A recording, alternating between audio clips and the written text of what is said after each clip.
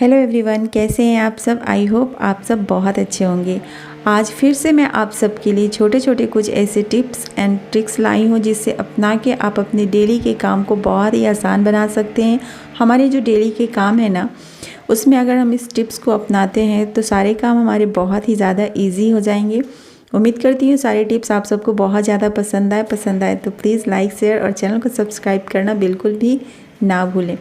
हमारा जो पहला टिप है, अक्सर क्या होता है हमारे टूथपेस्ट जब ख़त्म हो जाते हैं तो हम इसे फेंक देते हैं, लेकिन क्या आप जानते हैं टूथपेस्ट ख़त्म होने के बाद भी इसमें बहुत सारे पेस्ट बचे होते हैं। तो एक काम कर सकते हैं, आप बेलन की हेल्प से इसे इस तरीके से प्रेस करेंगे तो इसमें जो भी बचे खुचे पेस्ट है ना वो बाहर आ जाएंगे और इस तरीके से हम अपने बहुत सारे पैसे बचा सकते हैं।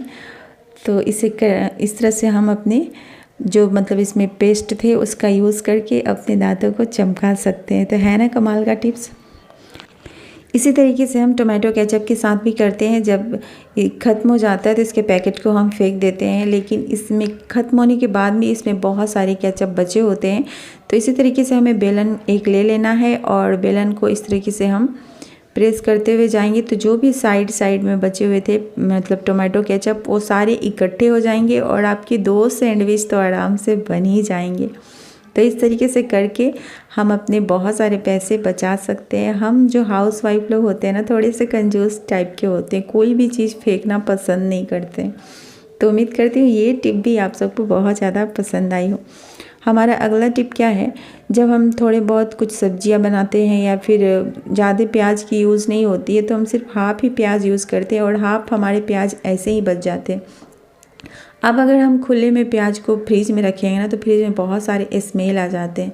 तो आप एक काम कर सकते हैं, प्याज के कटे हुए हिस्से में थोड़ा सा आप तेल लगा लें और जो एल्युमिनियम फॉइल होते हैं ना उससे आप कवर करके फ्रीज में रख सकते हैं। इससे दो बातें होगी, एक तो फ्रिज में स्मेल नहीं आएगा और दूसरा ये बहुत ही हाइजेनिक रहेगा।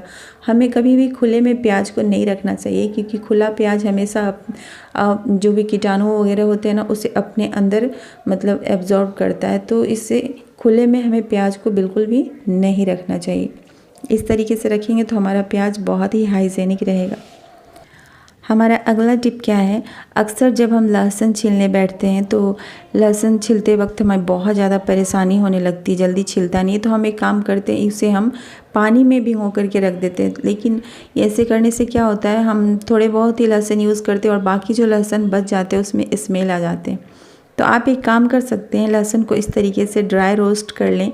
ड्राई रोस्ट करने से ना लहसुन के सारे छिलके बहुत ही ईजिली निकल जाते हैं। आप ऐसा एक बार करके देखें, एक ही हाथ से सारे छिलके निकल जाएंगे। और इसके 2 फ़ायदे हैं, जितने यूज हो आप उतना ही यूज़ करें, बाकी आप एक एयर टाइट डब्बे में रख सकते हैं।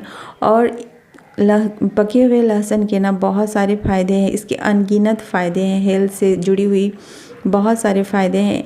आप डेली सुबह में ब्रश करने के बाद एक लहसुन, थोड़ी सी गुड़ और हाफ़ ग्लास गुनगुना पानी का सेवन करते हैं तो बहुत सारी बीमारियों से आप बच सकते हैं।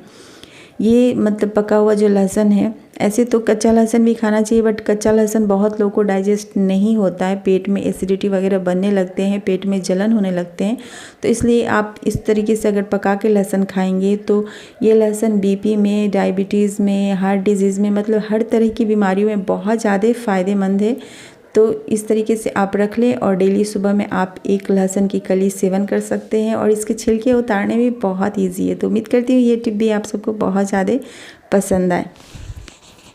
हमारा अगला जो टिप है, अक्सर क्या होता है हमारी जो सीजर और नाइफ़ होते हैं उसके धार थोड़े से कम हो जाते हैं। तो आप एक काम कर सकते हैं, इस तरीके के जो दिवाली के दिए बचे होते हैं उसे हम फेंक देते हैं, लेकिन क्या आप जानते हैं कोई भी चीज़ों का ना इस्तेमाल कभी ना कभी ज़रूर होता है, इसलिए चीज़ों को संभाल के रखने में ही समझदारी है। तो मैं हमेशा इसे संभाल के ही रखती हूँ। और ये दिवाली के जो बचे हुए दिए ना, ये बहुत ही काम की चीज़ें। जब आपके चाकू और सीजर के धार कम हो जाए तो इस तरीके से आप उस पर रगड़ के आप इसके धार को तेज़ कर सकते हैं। अक्सर जो हमारे ग्रेटर होते हैं ना उसके भी धार कम हो जाते हैं। तो इस तरीके से हम अगर दिए से इस पर ग्रेट करेंगे तो इसकी जो भी धार है ना वो बहुत ज़्यादा शार्प हो जाते हैं। तो इस तरीके से करके आप अपने हर मतलब सीजर, नाइफ़ और ग्रेटर को शार्प बना सकते हैं। तो अगर ये सारी टिप आपको पसंद आ रही हो तो एक लाइक ज़रूर कर दें। आपकी लाइक मुझे बहुत ज़्यादा मोटिवेट करती। अक्सर क्या होता है, हम लोग मूंगफली ख़रीद के लाते हैं और कभी बहुत ज़्यादा मात्रा में लाते हैं, तो ऐसे अगर हम रख देते हैं तो मूंगफली में बहुत सारे कीड़े लग जाते हैं और मूंगफली बहुत जल्दी ख़राब भी हो जाते हैं। तो आप एक काम कर सकते हैं, इसे आप ड्राई रोस्ट करके एयर टाइट डब्बे में रखें तो ये लंबे समय तक चलेगा। और मतलब भुने हुए मूंगफली के तो बहुत सारे इस्तेमाल होते हैं।